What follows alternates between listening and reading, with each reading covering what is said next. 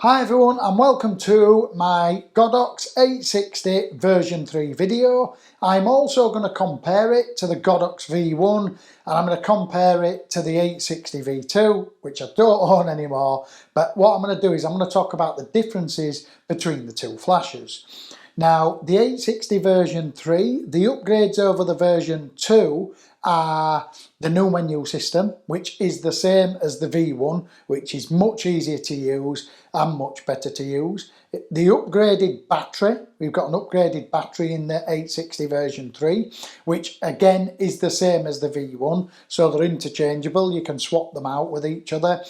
And you've also got more shots per battery.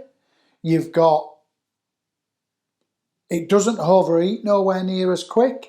You've got, let me just think off the top of my head, you've got the upgraded menu. You've got a modelling light on the 860 version 3, but it is, I'll just pick it up here, hang on, I'll just grab it. You've got a modelling light, which is actually, I'll just turn it on, which is on the front of the flash, which you should be able to see now. It's useless really, because on the V1, it's actually on the head, so it's actually where you're shining it, and it works. On this flash, for some reason, they've decided to put it there, and I wouldn't know why, to be honest, but there you go. V1 as well, but the modelling light on the V1, I'll just show you, is, just working out how to do it, and we're on number 10, and you'll see on the V1, it's actually on the head.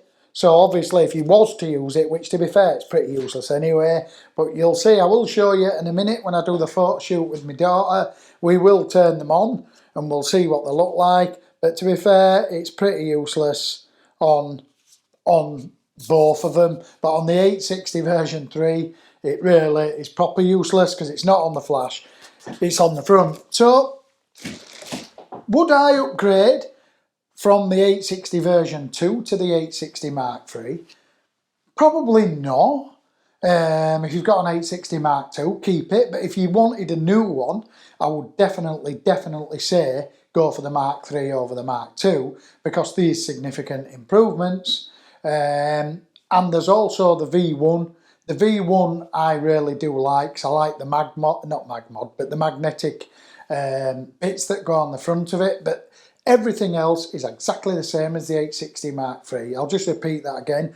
The battery is the same, the menu system's the same. You've also got a setting inside the 863 which you don't have inside the Mark II, and it's called channel scan for the Wi-Fi. We will look at that when I do the in-depth menu system, which will probably follow this video. That's another feature. But what I will say is I'm going to jump onto, I will show you the flashes in a bit closer detail on B-roll playing over the top of me talking now. I'm now going to do a quick little photo shoot with my daughter.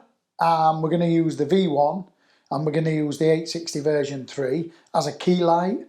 I'm going to push the camera back and we'll just video it and we'll spend 10-15 minutes. If you haven't got a flash with LiPo batteries, lithium batteries, LiPo batteries, whatever, any kinds of those batteries, you just want to get one. I mean, they're not expensive, and honest to God, you'll never look back and you'll never go back to AAs again.